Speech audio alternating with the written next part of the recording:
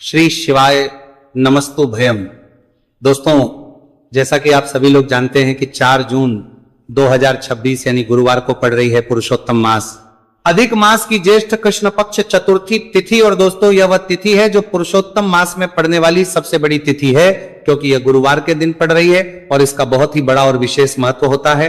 पूज्य गुरु जी ने कहा है कि अगर कभी भी मौका लग जाए और पुरुषोत्तम मास की चतुर्थी तिथि गुरुवार को पड़ जाए तो आप लोगों को 7 चने की दाल वाला उपाय तो अवश्य ही करना चाहिए।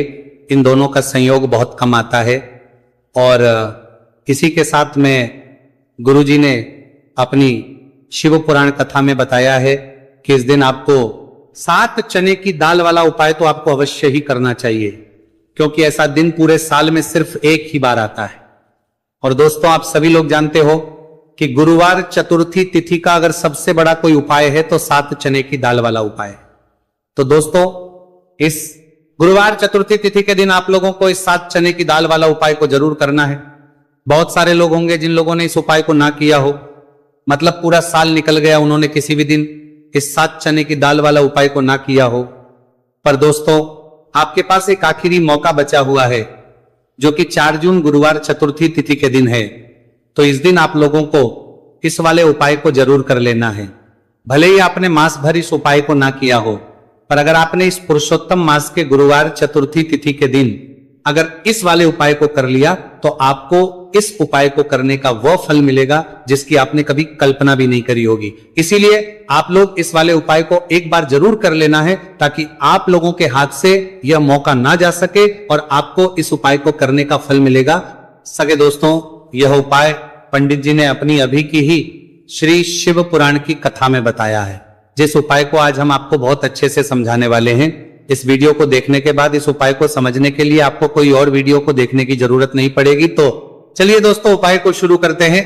देखिए, ये इस पुरुषोत्तम मास के गुरुवार चतुर्थी तिथि के दिन ये इतना खास होता है, इतना महत्वपूर्ण होता है। देखा गया है कभी कभी बड़े बड़े पूजा पाठ अनुष्ठान से जो मनोकामना नहीं होते, वह पुरुषोत्तम मास के गुरुवार चतुर्थी तिथि के दिन एक छोटे से उपाय करने से ही आपकी मनोकामना पूर्ण हो जाती है। और बहुत सारे लोगों ने इस उपाय को किया भी है और उनको इस उपाय को करने का फल भी जरूर मिला है। अगर आप लोग भी इस उपाय को करना चाहते हैं तो आप इस उपाय को पहले अच्छे से समझ लेना, सुन लेना, उसके बाद करना। आपको इस उपाय का फल जरूर मिलेगा। और इस उपाय को कर लेने से आपके घर में चाहे किसी भी प्रकार और समस्या क्यों ना चल रही हो, आपको उसका कारण भी नहीं पता है कि भाई ये समस्या किस कारण से चल रही है। उसका कुछ भी कारण हो सकता है, जैसे पितृदोष हो सकता है या किसी भी तरह का मंगल दोष भी हो सकता है। तो इस दिन आप लोगों को यह वाला उपाय कर लेना है। यह एक ऐसा उपाय है जिस उपाय को अगर किसी विशेष दिन पर किया जाए तो भाई उस विशेष दिन का जो है वह तो हमें मिलता ही मिलता है, पर हमने उस दिन पर इस उपाय को है तो हमें उससे भी बड़ा फल मिलता है, और फल बहुत जल्दी मिलता है, क्योंकि आप इस उपाय को बहुत ही बड़े और विशेष दिन पर कर रहे हो। तो चलिए अब उपाय के बारे में बात करते हैं, लेकिन उससे पहले आप लोगों को यह जानना आवश्यक है कि आखिर यह उपाय किस समय करना है, किसको करना है और कैसे करना है। तो चलिए हम आगे आपको वीडियो में एक एक करके बता देते हैं। लेकिन उससे पहले अगर आप लोग हमारे चैनल पर पहली बार आए हैं या फिर मेरी आवाज आज पहली बार सुन रहे हैं तो हमारे चैनल को सब्सक्राइब जरूर कर लेना और इस वीडियो को लाइक करके कमेंट बॉक्स में श्री शिवाय नमस्तु भयम ओम नमः शिवाय जरूर टाइप कर देना। तो दोस्तों, इस 7 चने की दाल वाला उपाय को हमें इस गुरुवार चतुर्थी तिथि के दिन कैसे करना है, किसको करना है, किस समय करना है और कहां पर करना है, ये सारे सवालों के जवाब आपको इस वीडियो में मिल जाएंगे। और जो ये देखेगा भाई, उसको 7 चने की दाल वाला उपाय जरूर करना चाहिए, क्योंकि इस दिन एक चने की दाल का भी बहुत ही बड़ा और विशेष महत्व होता है। और जब बात आकर जाए 7 चने की दाल वाला उपाय की, तो ये सोने पर सुहागा वाली बात हो जाती है और ये एक बहुत ही बड़ा उपाय हो जाता है इस गुरुवार चतुर्थी तिथि का। तो अब दोस्तों, इस 7 चने की दाल वाला उपाय को आखिर करना किसको है, सबसे पहले हम लोग वो बात जान लेते हैं। तो देखो, घर की जो बड़ी माता होती है, उन माताओं बहनों में से कोई भी एक बड़ी माता बहन इस वाले उपाय को कर सकती है।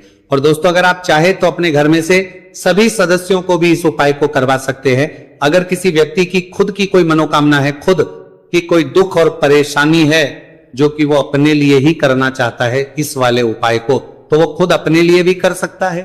बाकी अगर कोई घर में से ऐसा है जो कि अपने पूरे घर परिवार की सुख और शांति के लिए यह वाला उपाय करना चाहता है, तो भाई वो भी कर सकता है, उसमें भी कोई वाली बात नहीं। कहने का मतलब यह है कि इस उपाय को हर एक सदस्य भी कर सकता है और पूरे घर परिवार के सदस्य के लिए घर की बड़ी माताओं बहनों में से कोई एक माता बहन भी कर सकती है। माताएं बहनें अगर घर में उपस्थित ना हो या वो ये वाला उपाय ना कर पा रही हो, तो फिर घर का कोई बड़ा सदस्य भी इस 7 चने की दाल वाला उपाय को कर सकता है, चाहे फिर वह पुरुष ही क्यों ना हो, उसमें कोई भी दिक्कत वाली बात नहीं है। अब दोस्तों जो अगला प्रश्न निकल कर आता है वह यह आता है इस उपाय को लेकर कि आखिर इस उपाय को हमें किस समय करना, सुबह के समय करना है कि शाम के समय करना है। तो देखो, इस वाले उपाय को आप लोग सुबह के समय भी कर सकते हो और शाम के समय प्रदोष काल में भी कर सकते हो। अब अगर आप पूछो कि भाई सबसे उत्तम समय कौन सा रहेगा इस 7 चने की दाल वाला उपाय को करने का, तो हम आपसे बस यही कहेंगे कि इस उपाय को आप सुबह के समय करेंगे तो ज्यादा बेहतर होगा। बाकी अगर प्रदोष काल शाम के समय भी करेंगे तो भी अच्छा होगा, उसमें कोई भी दिक्कत वाली बात नहीं है। तो अब दोस्तों जो अगली सबसे बड़ी और महत्वपूर्ण बात आती है वो यह आती है कि सुबह अगर हम उपाय को करेंगे तो हमें कितने बजे से लेकर कितने बजे तक के बीच में करना है, और शाम के समय प्रदोष काल में करेंगे तो हमें कितने बजे से लेकर कितने बजे के बीच में करना है। तो देखो, सुबह जितनी जल्दी हो सके आप उपाय को करने की कोशिश करना। बाकी अगर किसी कारणवश लेट भी हो जाओ, थोड़ी देर भी हो जाए, तो 10 या 11 बजे तक भी आप कर लेना, पर 12 बजे से ज्यादा देरी ना हो, ठीक है, इस बात का ध्यान रखना। उसके बाद में दोस्तों अगर शाम के समय प्रदोष काल की बात करें, प्रदोष काल का जो समय है होता है वो शाम के 6 बजे से शुरू हो जाता है। मतलब शाम के 6 बजे से लेकर 7 बजे के बीच का जो समय होता है, यह समय प्रदोष काल का समय होता है। तो आप इस उपाय को 7 या 8 बजे के बीच में भी कर सकते हो। मतलब शाम के 6 बजे से 8 बजे के बीच में आप कभी भी इस वाले उपाय को कर सकते हो, उसमें कोई भी दिक्कत वाली बात नहीं है। देखिए, गुरु बृहस्पति को मजबूत करने से हमें हमारे जीवन में सफलता की प्राप्ति होती है। यदि हमारा किसी भी प्रकार का कार्य अटक रहा है, परिपूर्ण नहीं हो पा रहा है, तो हमें अपने गुरु ग्रह को मजबूत करना बहुत अधिक आवश्यक होता है। देखिए, जब भी आपको ऐसा लगने लगे कि आपका जो जीवन है बहुत ही ज्यादा दुर्भाग्य के साथ बीत है, आपके कोई भी कार्य सिद्ध नहीं हो पा रहे हैं, तो जीवन में दुर्भाग्य को सौभाग्य में बदलने के लिए आपको यह चमत्कारिक उपाय करने चाहिए। तो गुरुवार की जो ये चतुर्थी तिथि है आपके जीवन से सारे दुर्भाग्य को दूर करने वाली है।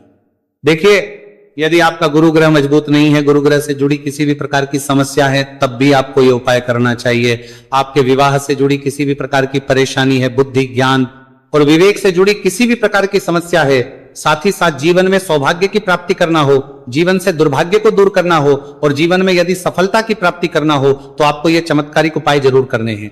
देखिए, आज के इस पूरे वीडियो में हम आपको 3 महा उपाय बताने वाले हैं और ये तीनों ही उपाय आपके जीवन की सारी समस्याओं को समाप्त करने वाले हैं।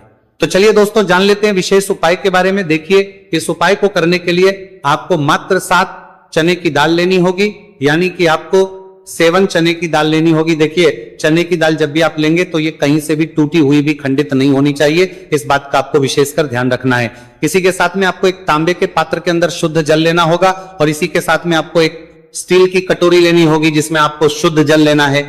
इसी कटोरी के अंदर आपको 1 से 2 गुड़ के टुकड़े भी डाल देने हैं, यानी कि आपको गुड़ वाला जल तैयार कर लेना है।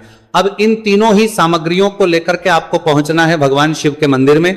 देखिए दोस्तों, ये जो उपाय है आप इस गुरुवार चतुर्थी तिथि के दिन सुबह से लेकर के शाम तक किसी भी समय में कर सकते हैं। देखिए दोस्तों, सबसे पहले तो आपके पास जो 7 चने की दाल है, इसे आपको जो आपने गुड़ वाला जल तैयार किया है उसमें आपको डालनी है। आप 7 चने की दाल भी ले सकते हैं, 11 चने की दाल भी ले सकते हैं, 21 भी ले सकते हैं, और यदि आप 41 चने की दाल लेते हैं तो बहुत ही शुभ होता है।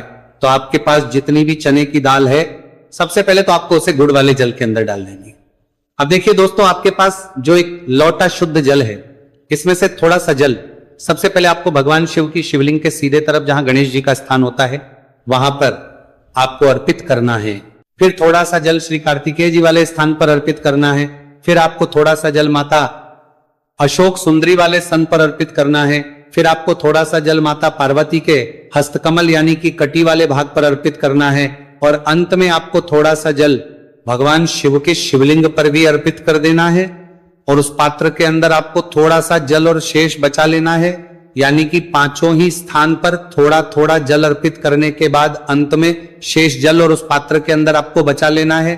अब आपको बृहस्पति ईश्वर महादेव का स्मरण करना है, और आपके पास जो चने की दाल है इसे आपको अपने सीधे हाथ में रखनी है। देखिए गुरुवार का दिन है, इसीलिए आपको ओम नमो भगवते वासुदेवाय इस मंत्र का जाप भी करना है। अब देखिए दोस्तों, आपके पास जितने भी चने की दाल है, चाहे 7 है, 11 है, 41 है, उतनी बार आपको बृहस्पति ईश्वर महादेव का स्मरण है। और ये जो चने की दाल है इसे आपको भगवान शिव के शिवलिंग पर अर्पित कर देनी है। आपको लगातार बृहस्पति ईश्वर महादेव का स्मरण करते रहना है। अब देखिए अंत में जो आपने उस पात्र के अंदर शेष जल बचाया था, इसे आपको भगवान शिव के शिवलिंग पर ही धीरे धीरे अर्पित कर देना होगा। श्री शिवाय नमस्तुभयम इस मंत्र का जाप करते हुए यह उपाय करने मात्र से आपका जो भाग्य है वह स्वर्ण के समान चमकने लगता है। आपके से जो भी दुर्भाग्य है वह दूर होता है। तो इस प्रकार से आपको यह उपाय कर लेना है। यह उपाय आप सुबह से लेकर के शाम तक किसी भी समय में कर सकते हैं। अब दोस्तों हम जान लेते हैं गुरुजी द्वारा बताए गए दूसरे उपाय के बारे में। देखिए इस उपाय को करने के लिए आपको सबसे पहले तो मात्र थोड़ा सा शुद्ध घी लेना होगा। देखिए आपको मात्र आधा चम्मच ही शुद्ध घी लेना है, और इसी के साथ में आपको एक तांबे के पात्र के अंदर आपने ही घर से शुद्ध जल लेना होगा। और इन सभी सामग्रियों को लेकर के आपको भगवान शिव के मंदिर में पहुंच जाना है। आप ये उपाय सुबह से लेकर के शाम तक किसी भी समय में कर सकते हैं। देखिए सबसे पहले तो आपके पास जो एक लोटा शुद्ध जल है, इसे आपको धीरे धीरे शिवलिंग पर अर्पित कर देना है। श्री शिवाय नमस्तुभयम इस मंत्र का जाप करते हुए और बृहस्पतेश्वर महादेव का मन में स्मरण करते हुए। अब देखिए दोस्तों, आपके हाथ की जो अंगूठे के पास वाली उंगली होती है, तर्जनी उंगली, उसमें आपको यह शुद्ध घी लेना है, और इस उंगली से आपको शिवलिंग पर जहां माता अशोक सुंदरी का स्थान होता है वहां पर आपको इस घी से अच्छे से लेपन करना है। यानी कि माता अशक्त सुंदरी वाले स्थान पर आपको अच्छे से घी का लेपन कर देना है। और आपकी जो भी मनोकामना है, चाहे आप अपने जीवन से दुर्भाग्य को दूर करने के लिए यह उपाय कर रहे हैं, जीवन सौभाग्य की प्राप्ति के लिए आपकी कोई मनोकामना हो, विवाह के लिए आपकी किसी भी प्रकार की कामना हो, जिस भी प्रकार की आपकी कामना है उसे परिपूर्ण करने के लिए आपको कोई प्रार्थना करनी है, और इस घी का लेपन आपको माता अशोक सुंदरी वाले स्थान पर कर ले देना है। अब दोस्तों इस घी वाली उंगली को आपको कहीं भी साफ नहीं करना है, कहीं भी नहीं पहुंचना है, सीधे आपको अपने घर लेकर के आना है। और इस घी की जो पहली बिंदी इसे आपको अपने मुख्य द्वार पर लगा देनी है, और इस घी की बिंदी आप अपने घर में जहां भी आप तर्रा देनी है इसे आपके जब देकर में गा धन रखते हैं वहां पर भी लगा सकते हैं। आपके घर में जहां कहीं भी रसोई घर है वहां पर भी आप इस घी की बिंदी को लगा सकते हैं। तो 3 जगह आप इस घी की बिंदी को लगा सकते हैं। आपके घर में कभी भी अन्न और धन की कमी नहीं होगी, और आपके घर में जो भी क्लेश होगा वो भी समाप्त हो जाएगा।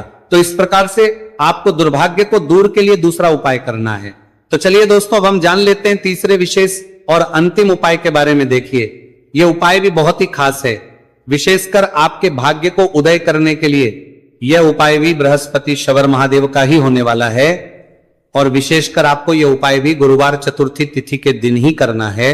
देखिए इस उपाय को करने के लिए आपको सबसे पहले तो एक प्यारी सी और सुंदर सी बेलपत्र लेनी होगी। बेलपत्र लेते समय ध्यान रखें कि यह कहीं से भी कटी फट्टी खंडित नहीं होनी चाहिए।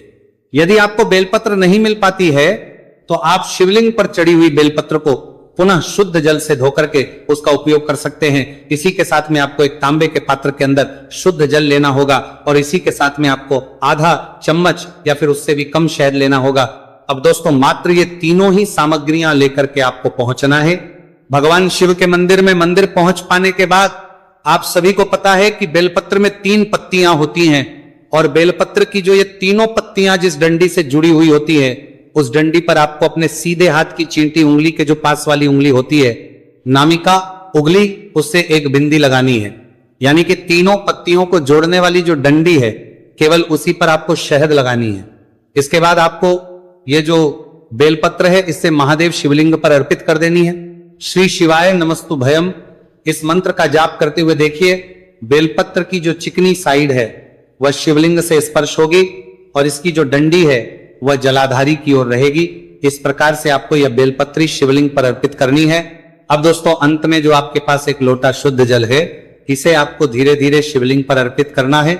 श्री शिवाय नमस्तुभयम इस मंत्र का लगातार करते हुए देखिए, ये जल आपको एक विशेष प्रकार से समर्पित करना है, यानी कि यह जल आपको 7 बार में समर्पित करना है।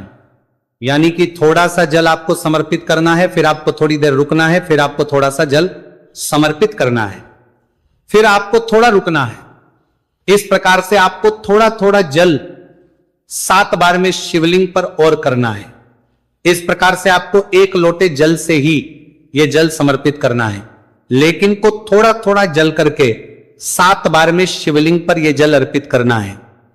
और आपको लगातार बृहस्पतिश्वर महादेव का स्मरण करते रहना है।